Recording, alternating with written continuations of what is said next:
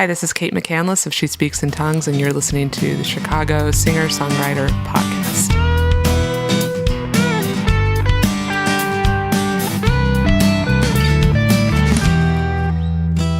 Hey, this is Chris Dever, and I'm here with Kate McCandless at my place in Pilsen. Kate, how are you tonight? I am very well, thank you. Excellent. You had a bit of an excursion getting over here tonight. Yeah, I got a little lost. Coming from what neighborhood? Logan Square. Logan Square. That's where everything's happening now. That's where everybody's going. Yep, apparently, yes.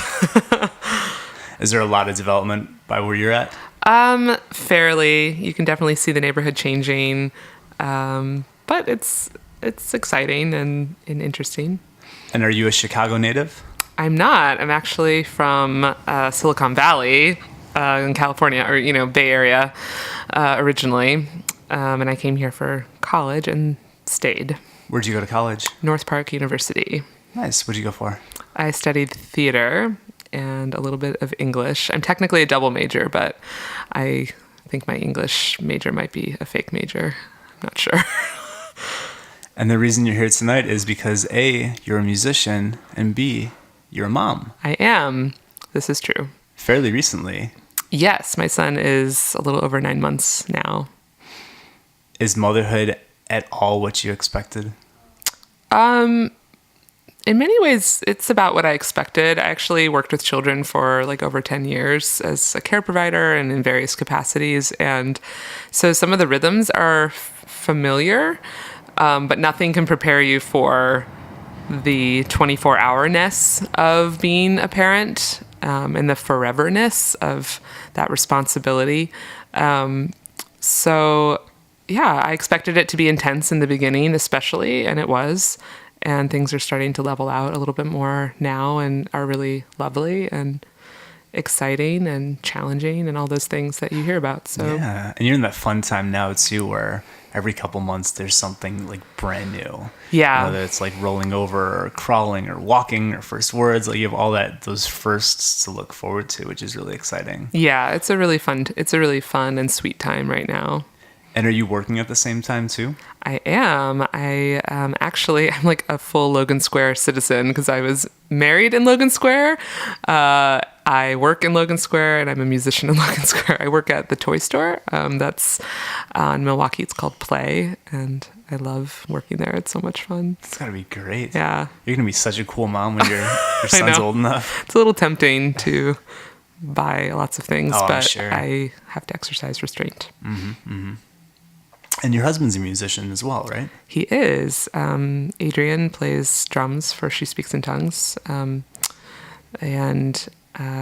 he's also has another band called The Clams, which I'm a big fan of them. And yeah, he's one of those folks that wasn't playing drums forever, but he just kind of decided that he wanted to start playing and did. And it's really exciting. So.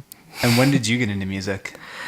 Well, I studied theater, so that was my background. And towards the end of my college career, I really began to get interested in singing and really wanting to start a band, but having no idea how to do that. And I had a lot of friends around me that had bands, but wasn't quite sure how to get started. And so I spent a couple of years just ruminating and visioning and forming kind of the vision for our first album, Glory Guitar. So it's not been very long. I mean, it's been, 5 years. It doesn't even seem like it's been that long, but it probably has been about 5 years. So it's interesting being in your late 20s, early 30s and getting started on something that's kind of new and unfamiliar, and when you're kind of used to at least being good at some things and knowing how to do certain things, and just sort of diving in and being vulnerable like that has been a good experience, and I'm still learning. I have a lot to learn. It's actually something that is more common now that I'm doing the podcast and interviewing more people. Mm-hmm. It's more common that people in their late 20s and early 30s are doing new things or exploring things that they were interested in when they were younger. Mm-hmm. So it's refreshing to hear, because I was in the same boat where I was like, I'm 30 years old and I'm like starting a band and I'm getting back out there. Like this is something I should have been doing in my 20s. Is it too late now? And it's so much more common than I thought it was, which is a huge sigh of relief for me. Yeah, it is. I think 30 is that sort of marker for a lot of people. I'm noticing that, like, you know, where you start taking inventory of your life and where you're headed and what you want to actually be doing. And you're like, well, time feels like it's running out, so I better just dive in. How, you know, it relates to having children. I think people are having children later and getting married later. And it's an interesting phenomenon. As a musician, people assume, and it might actually be the case, that you're used to late nights and very little sleep because you're always busy and you're kind of balancing work and art.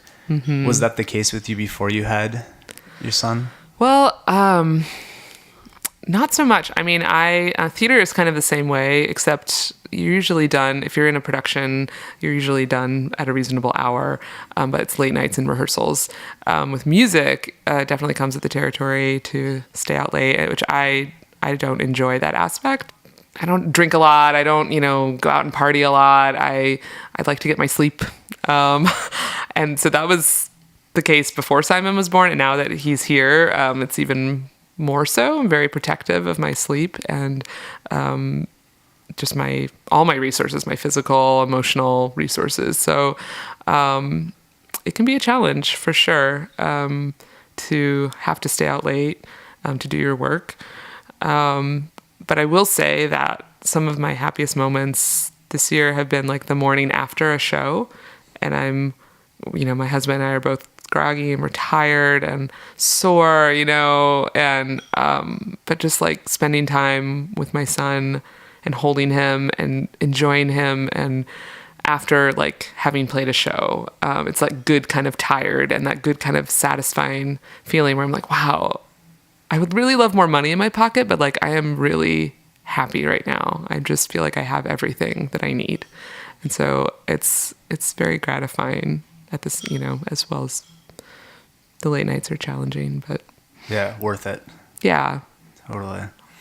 Do you find yourself turning down a lot of things, having to say no to people a lot more than you'd like to? I feel like I'm saying no to the right things, and saying yes to the things that I want to be doing. I think just becoming a parent has made me even more discerning about how I'm spending my time and my energy. And so that's been a really good thing. Yes, occasionally I have to say no to things and it's disappointing. But for the most part, I just feel really grounded in knowing that what I'm saying yes to are the important things. And the rest is just going to have to wait until I'm more available, or perhaps that chapter is ended, you know. In a lot of ways, I'm spending my time doing what I need to be doing. And I try not to dwell too much on what I'm missing out on or whatever. I would like to participate more, like as far as music goes. You know, there are a lot of great musicians in this city, and a lot of people, friends, and that are making their work, and I'd like to participate more and support them more.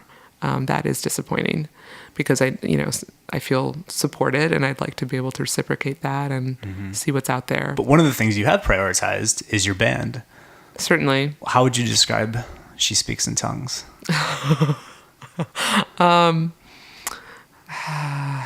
Goodness. Well, I'm a vocalist, and I'm a visionary type.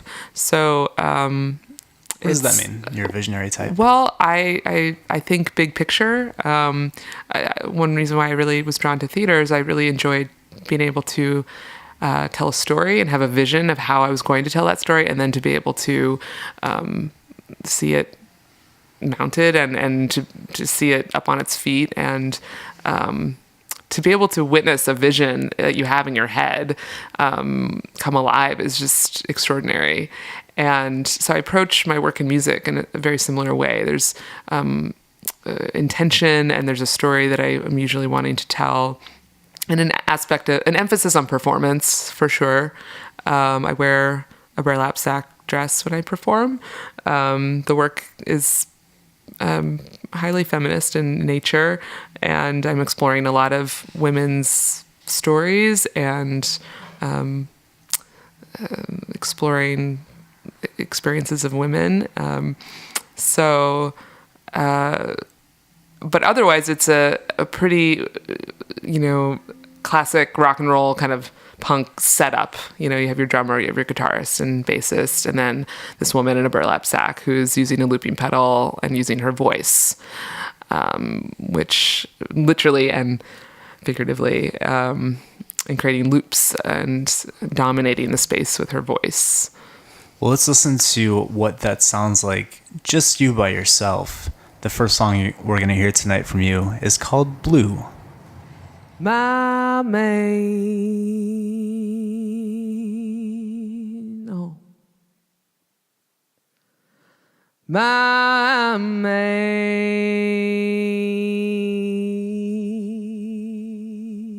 oh.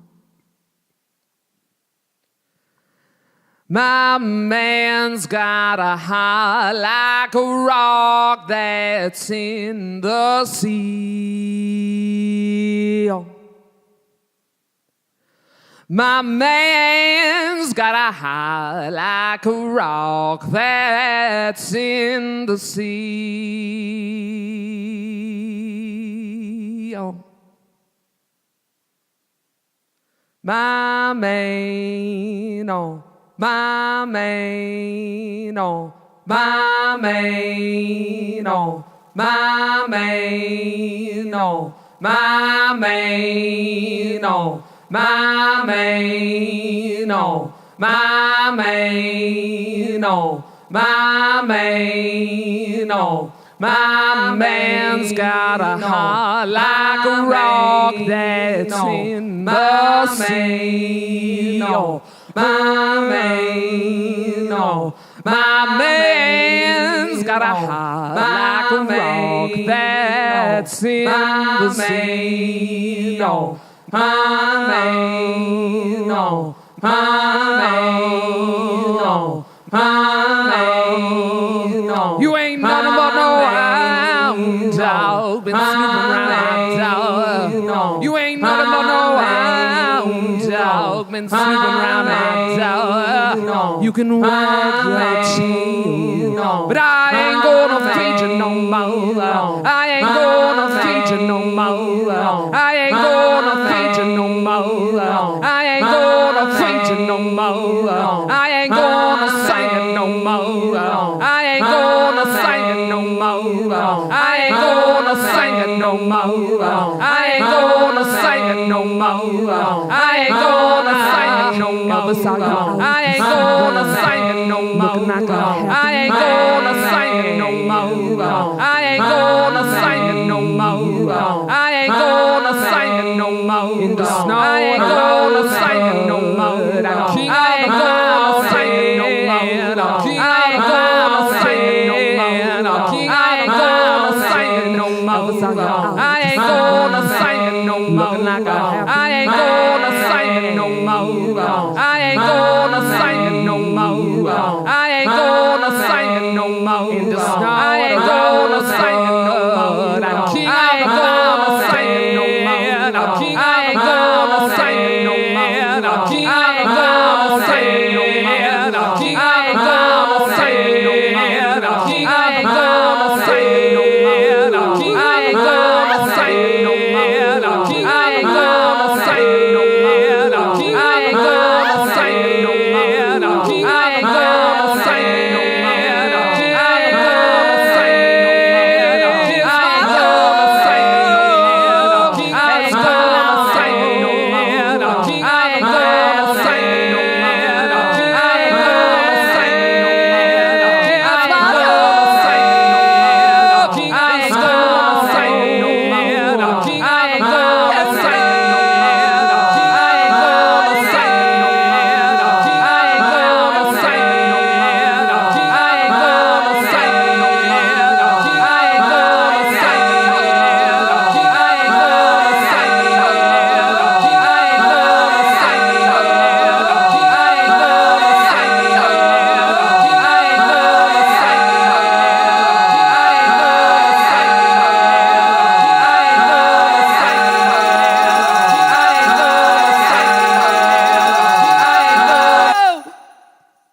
This one's got a bluesy feel to it, like an old school bluesy feel to it, like a stomp your feet, clap your hands, like get down kind of beat to it. Well, blue is, I should also mention that my work tends to be highly referential, so I'm playing a lot with reference and existing material and making it my own, playing with the idea of agency.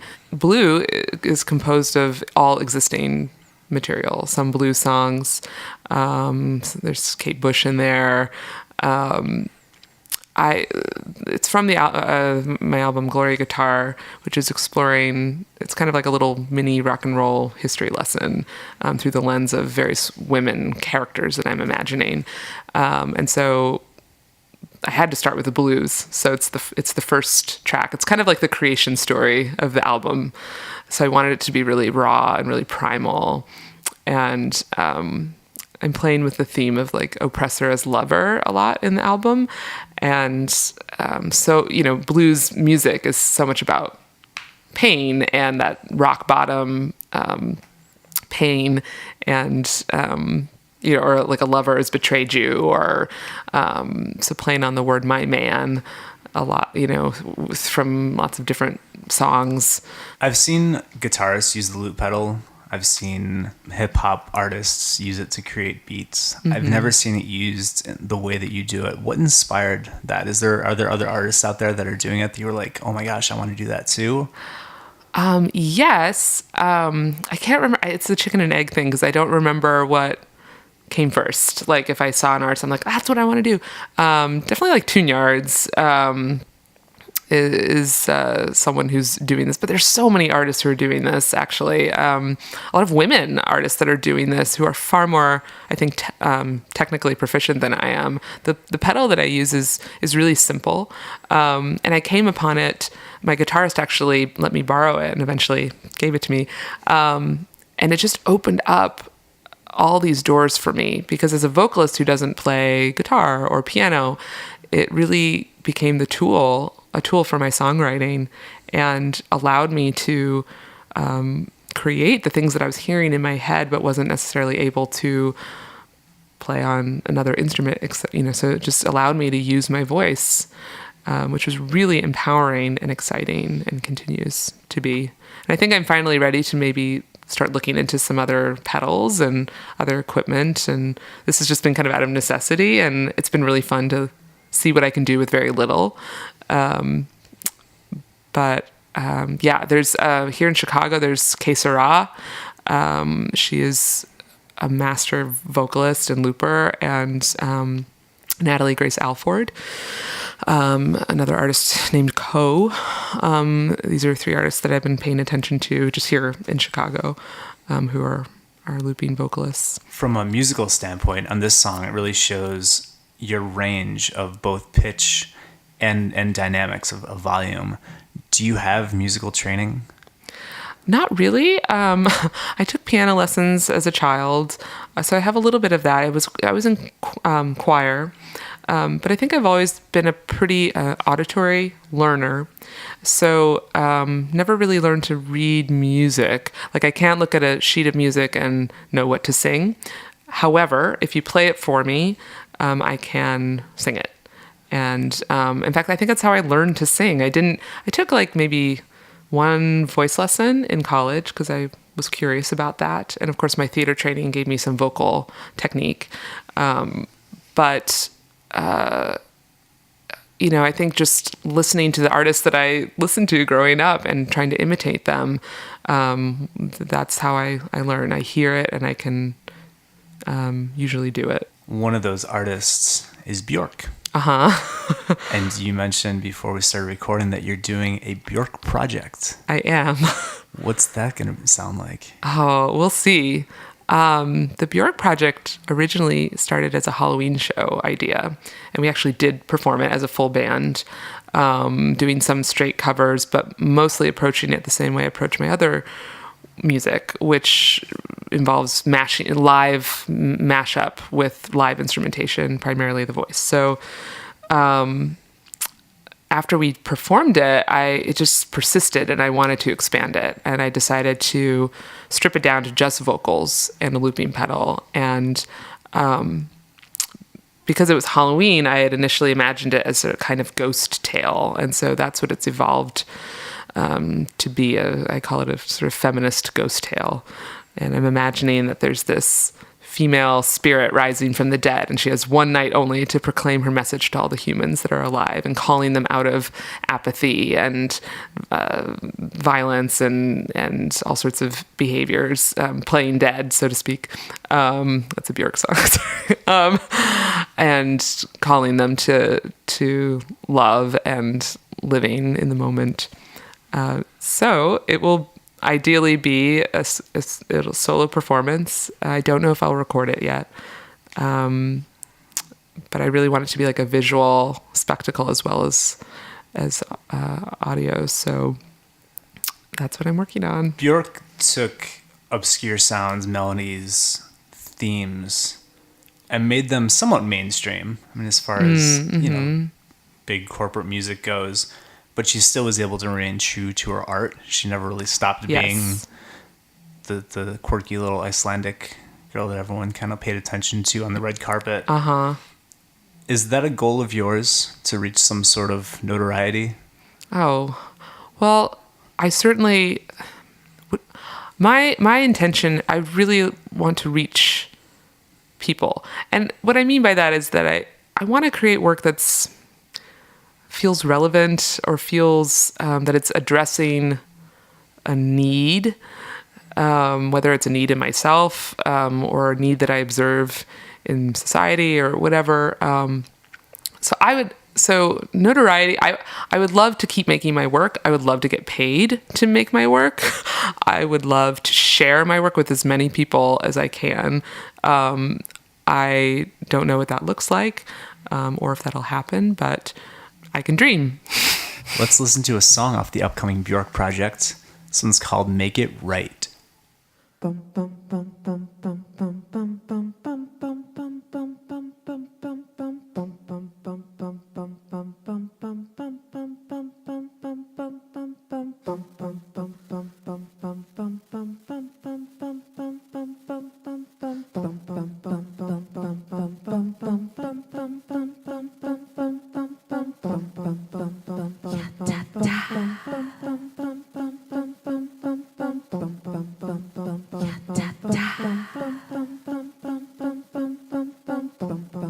With a pan full of stars, I shake them like dice.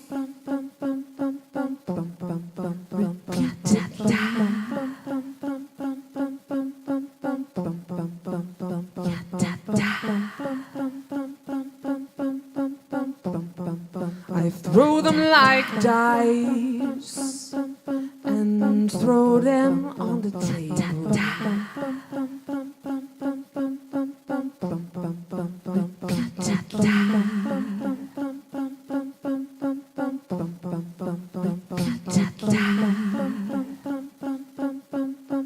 How am I gonna make it right?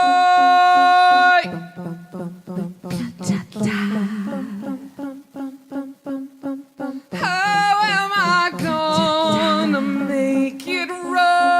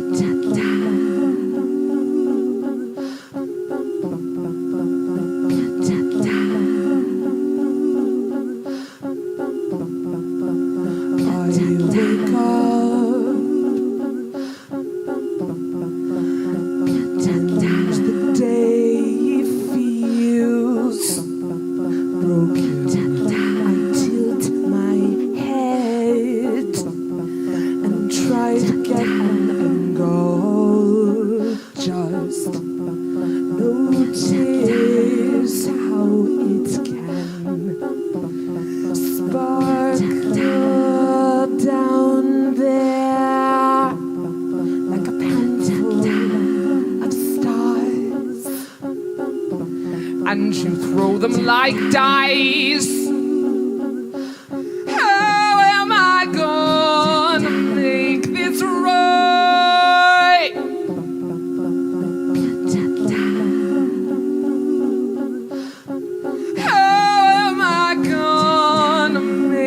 this right?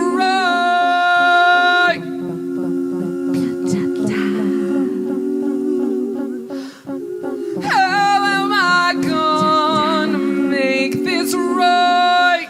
To make this right?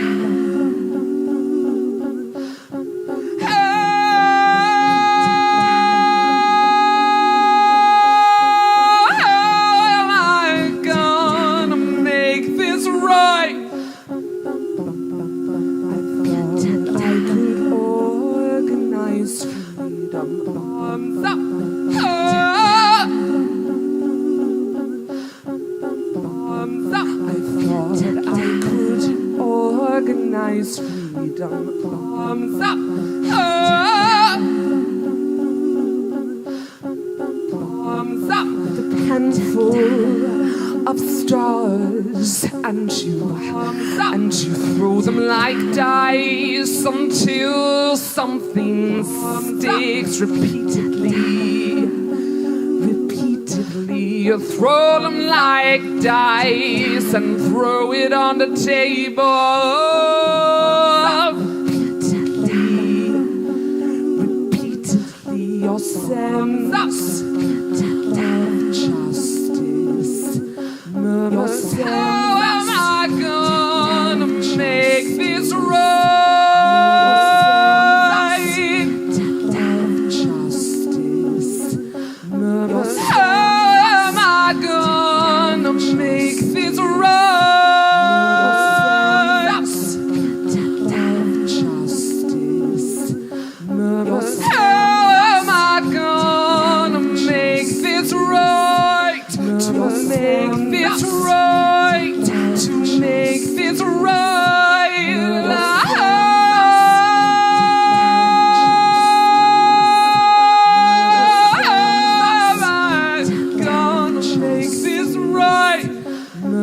Trying too hard. You're trying too hard. You're trying too hard. You're trying too hard. You're trying too hard. You're trying too hard. You're trying too hard. You're trying my own. You're trying too hard. You're trying too hard. You're trying now. Left me on my own. You're trying now. Set it out. Trying my own. Now left me on my own. You're trying now.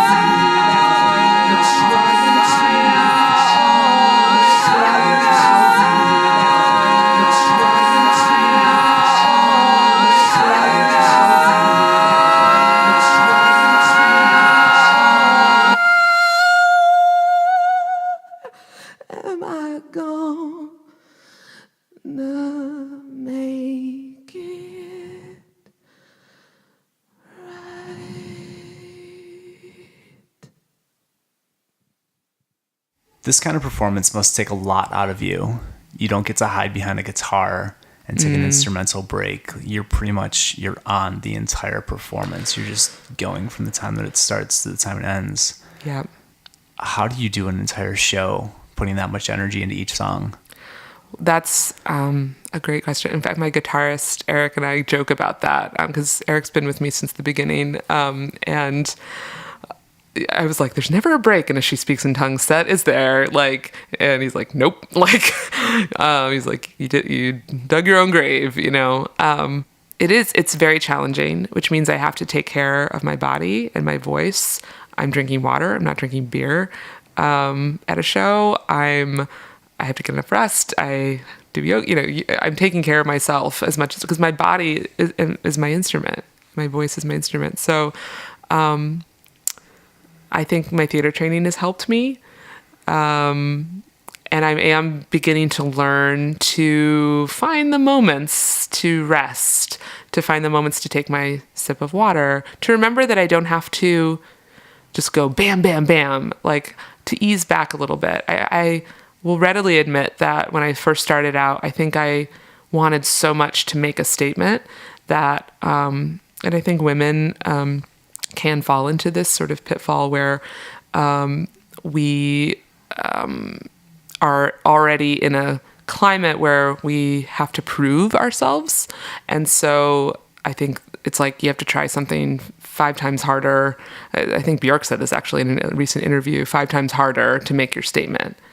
As a woman, sometimes I think I'm reaching a point now where I'm just remembering that I don't have to prove anything to anyone. I can create a softer song, or I can ease back or take a break between songs. You know, I definitely approach it like a play where it's like there's no break. We just keep going. You know, feminism is something you've expressed as important to you. It is themes in your songs. You want to be a strong woman on stage and in life. It sounds like, and you've got a son who you're going to bring up into the world. Yeah. What are some values that you're hoping to instill in him, and how do you think you're going to do that? Oh, wow.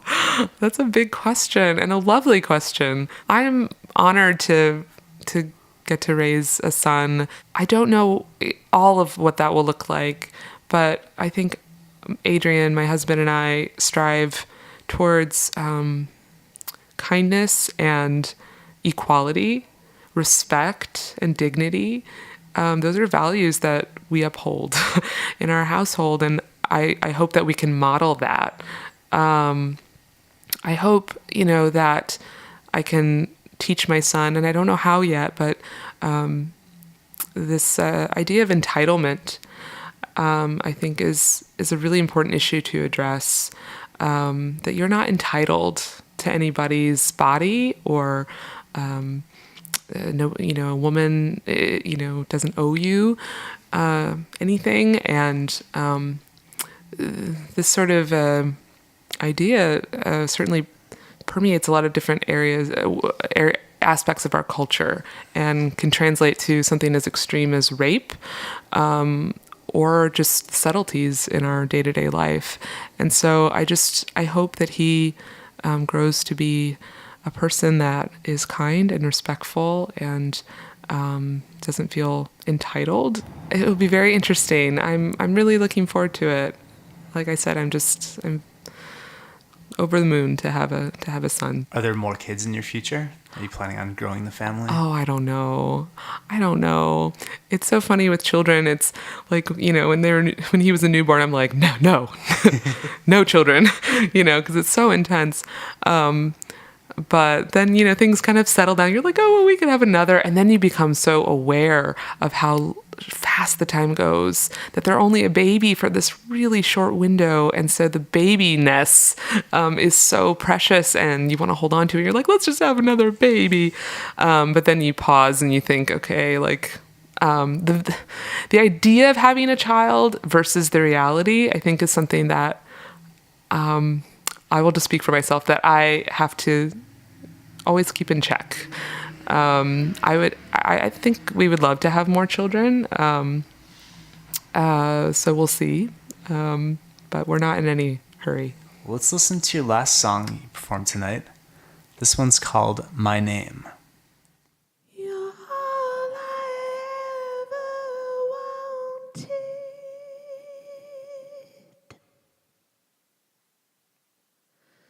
You're all I ever wanted.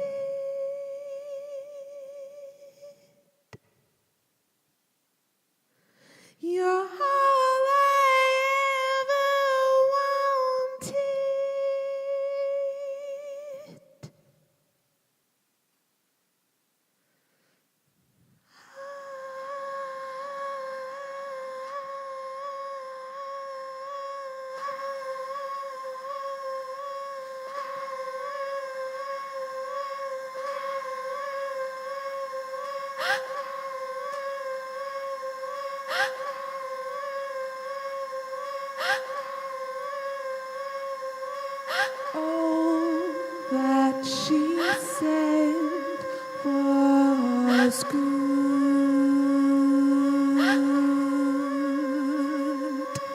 All that she said was good.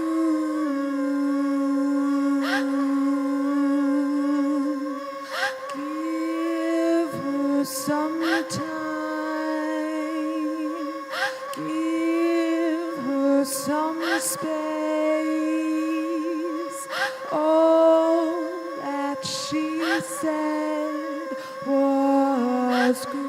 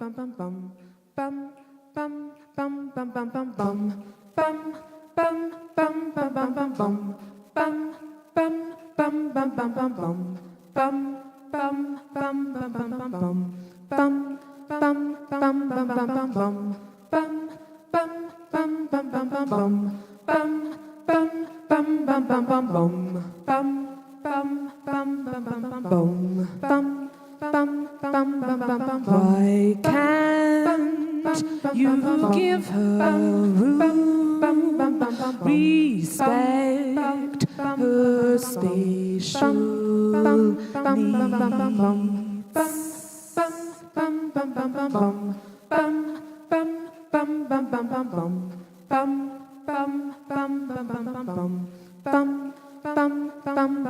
Why can't you give her room, respect her spatial needs?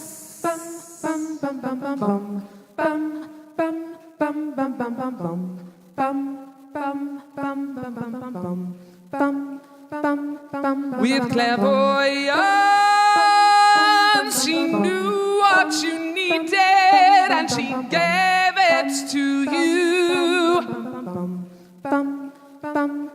with clairvoyance. She knew what you needed and she gave it to you. Did you understand my name?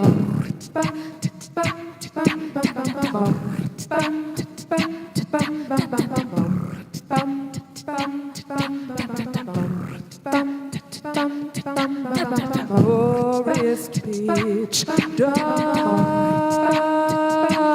glows the tiniest spark. It burst into a flame, like me, like me. My name,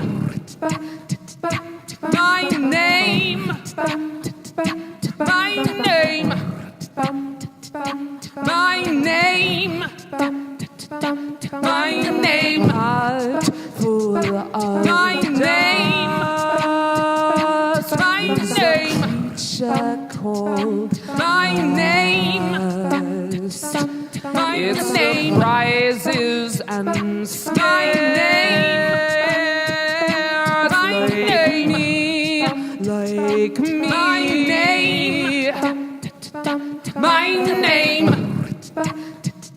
my name, my name, my name, my name. Why can't you give her room? My name, respect, my name, my name. Why can't you give her respect? My name, my name. My name, what you needed and she gave it to you. My name, my name. You needed and she gave it to you. My name, understand my name, understand my name, understand my name, understand my name, understand my name, understand my name, understand my name, understand.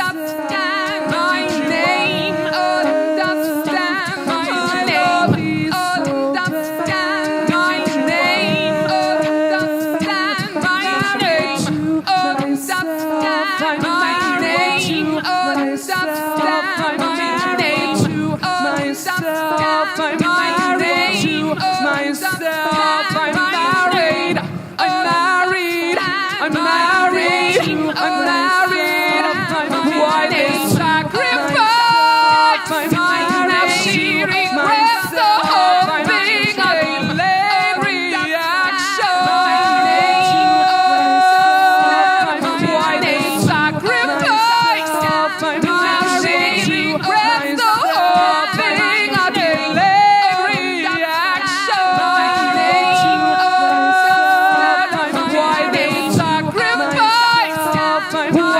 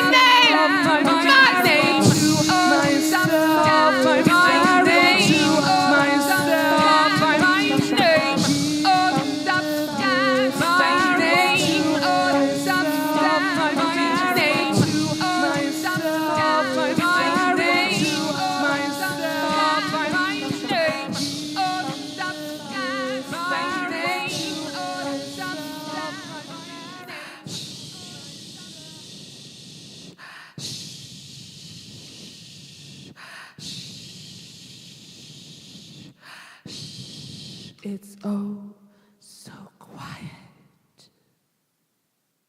How has your music changed as a mother, if at all? If at all. That's a good addition there. My work hasn't changed in perhaps any overt or obvious way. I've changed, certainly. If anything, having a child, it's like there's a permanent slit in my heart now. So I was writing about this the other day on our Tumblr. I just feel more open and more raw and more emotional. You get to witness that life is cyclical when you have a child, and that there's life and there's death and it's all connected. And so things touch me more, certainly. I see the poignancy of things more. As far as my art, I feel I think more of a sense of integrity more than ever. I mean, I think I had that integrity before. If anything, it's all just become more important that I'm making my work, showing up to my practice, doing what's right as best I can in the world. The Bjork project, after my son was born, just kept persisting in my mind. You know, when like an idea for a song or a project kind of persists and it kind of pokes and prods. And I was like, all right, so it was I was back in the studio, I mean, pretty early after he was born, once I was ready. And I think there was something very, very feminine, persisting about the Bjork project. So that may have had some influence, but I think I would have done it anyway, honestly. So I don't know. It might not be in some overt, obvious way, like I'm writing a song about being a mother, you know. I think parenthood changes you. Do you have any advice for either musicians that are coming up in the city and or mothers who are trying to find that balance? Stay true to yourself. Your work matters. You matter. Disappear if you want to, and it's okay. But don't ever feel for a second that you have to. Strive to stay rested. Take care of yourself. Self-care is so huge when you're a parent. It just is.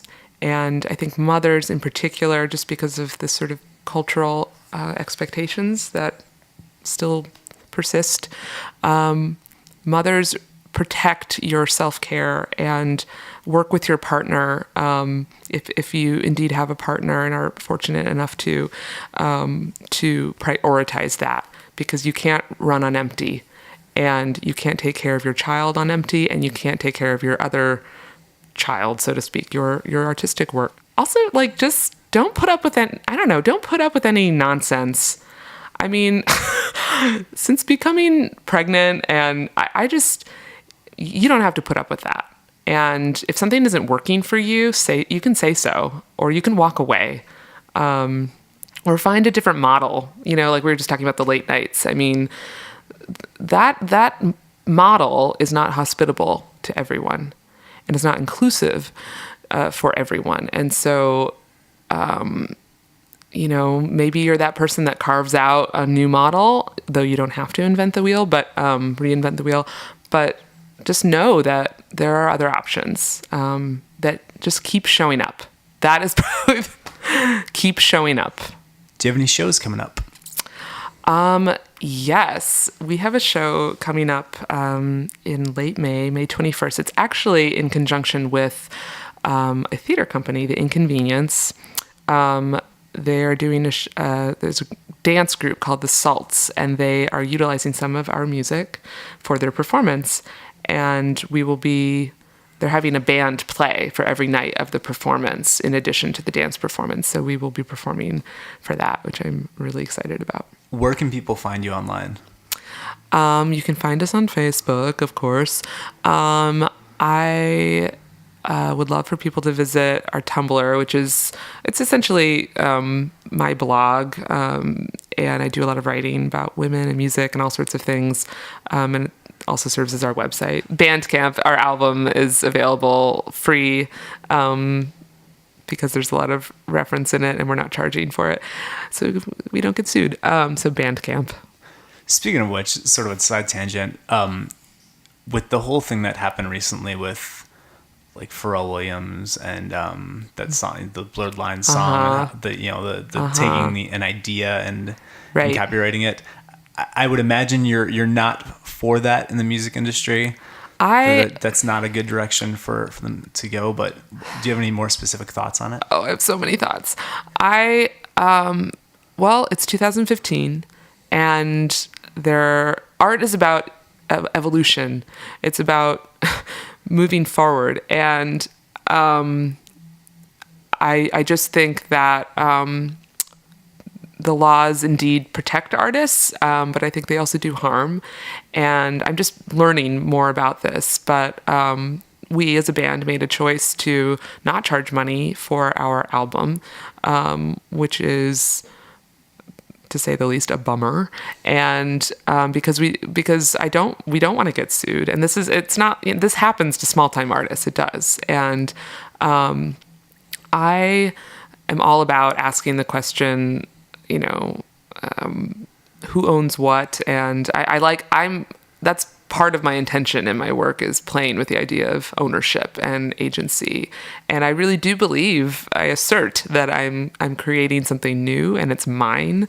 And I might be sort of audacious or arrogant, I don't know, but that is my artistic stance.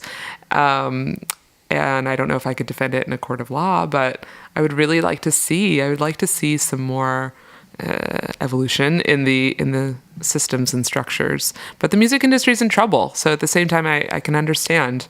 It seems pretty, like the Pharrell example, seems pretty petty. Sorry, Tom Petty. Oh, there was also that nice issue. A little pun there. That sort of thing just seems really ridiculous to me, but it would be really interesting. I mean, I am inspired by Girl Talk and what he's done with his work, and he's making some money somehow. He was actually one of the first artists, because I went to school for music business, so I kind of know the copyright laws and stuff behind it. But he had a documentary that I saw on Hulu years ago, talking about exactly that, and how you can take something and make it yours, and the copyright laws that we have now are arbitrary, and they were made to protect totally different things than what they protect now. Right. So he's an artist, and if anybody's interested in this issue, he's definitely someone to look up, because he's got some really powerful thoughts on it. Yeah, I would love to hear more. And that's kind of one of the next big steps, I think, for She Speaks in Tongues, is to really have this conversation and really not just be we're just not charging for our work, guys. To actually say, we're not charging and this is why, and it's not right. And let's talk about it. Let's have a conversation, because I think it's a really interesting conversation. I want to thank you again for coming out tonight. Thank you. This is the trip was a real a little pleasure. bit of a pain. Oh, it was worth it. But thank you. You can only trust your GPS so much. Yep. Well, that's all the time we've got for tonight. Keep writing and keep playing, Chicago.